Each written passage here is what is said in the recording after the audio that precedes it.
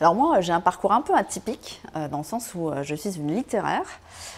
Et donc j'ai choisi une voie littéraire en faisant Hippocagne et en faisant des études de lettres modernes. Et je me destinais en fait à l'enseignement. Et en fait, dans mon parcours d'étudiante, comme beaucoup, j'ai pris un job d'étudiant en call center.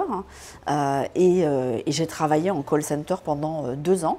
Et j'ai rencontré un manager qui a vu en moi un potentiel et qui m'a accompagnée dans une formation marketing en parallèle de mes études de lettres modernes. Et puis arrivé au DEA, il a fallu que je choisisse entre passer la grègue ou continuer dans le privé. Et j'ai continué dans le privé. Et mon parcours, du coup, a démarré dans la relation client et le marketing des services. J'ai poursuivi ensuite dans l'énergie, où je me suis occupée du marketing fidélisation et des débuts du marketing digital. Et puis enfin, j'ai rejoint la grande maison SNCF en arrivant chez voyagesncf.com, de son ancien nom, premier site de e-commerce, où je me suis occupée de relations clients digitales, où je me suis occupée de digitalisation des assets de distribution, de refonte du site. Voilà, donc j'ai évolué au sein de voyagesncf.com. Et puis ensuite, j'ai rejoint le groupe Keolis, qui est une autre filiale de la SNCF, où je me suis occupée de créer une direction du digital pendant 2 à 3 ans et par la suite de reprendre une direction de la marque et de la communication digitale. Et puis là, depuis 4 ans, je suis revenue au B2C et au business et je suis en charge de la marque et de la communication, du marketing et du digital e-commerce pour Wigo. Voilà. Et donc prochainement, je rejoins SNCF Voyageurs pour m'occuper de la direction d'un programme de marketing voyageurs. Et c'est un monde où on apprend, on évolue et rien n'est impossible. Et aujourd'hui, j'ai un panel assez large sur le digital, à la fois sur la communication digitale, à la fois sur le marketing digital de l'acquisition, sur la digitalisation de la relation client, sur le e-commerce et la transfo digitale. Le numérique est un levier parce que déjà, basiquement, dans n'importe quel métier, le numérique est clé dans les usages de l'entreprise, que ce soit par le smartphone, les applications internes, par la communication en emailing. Il n'y a plus aucun métier au sein d'une entreprise, même comme une grande industrie comme la SNCF, qui n'est pas digitalisé. Le matériel, l'industriel, la maintenance, etc. Et donc en fait, ce qui est formidable avec le digital, c'est que même sur un métier très classique, il y a une couche de digitalisation et d'usage digital. Et donc, tout le monde est amené, dans son métier le plus classique possible, à apprendre le digital et à évoluer vers le digital.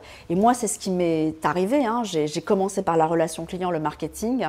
La vague du digital est arrivée et le digital, on s'auto-forme. Il y a une nouvelle génération qui aujourd'hui est nativement digitale et qui bénéficie de parcours de formation et d'enseignement digital.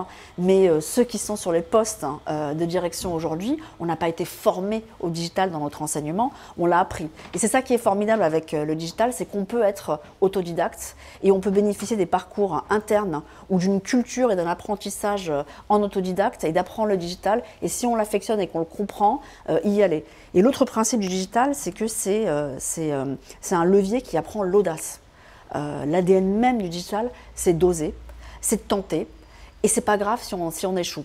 Ce qu'on n'apprend pas dans les métiers classiques ou dans les voies classiques, où l'échec, où l'innovation se réfléchit, se prépare, etc.,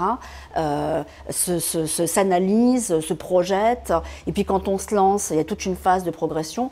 Dans le digital, il y a une idée.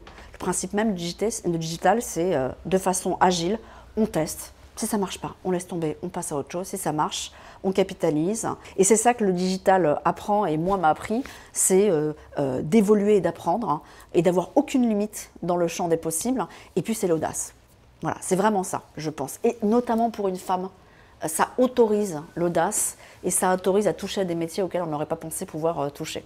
Ce qui sera moins le cas pour la génération nouvelle, qui elle va avoir des enseignements autour du digital et sont des digital natifs.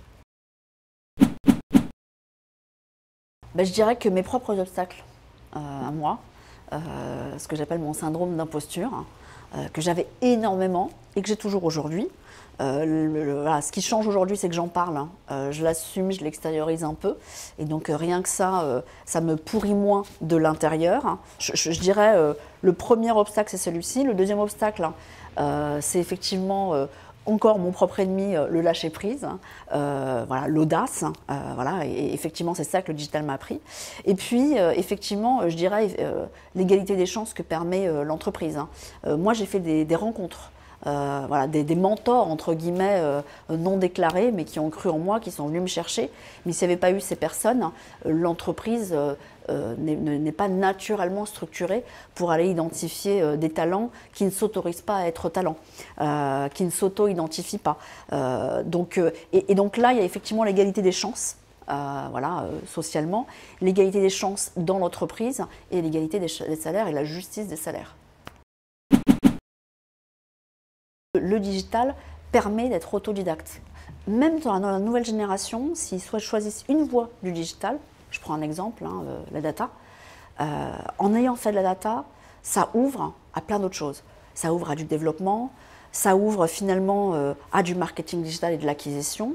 Ça peut même ouvrir finalement à l'analyse de marque et de communication, à faire des études digitales.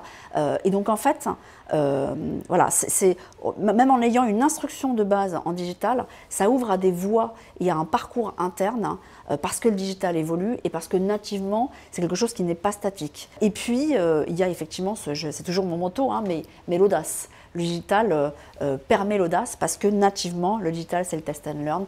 Nativement, le digital, c'est de penser out of the box. Et nativement, le digital, c'est de tester, d'oser et d'innover.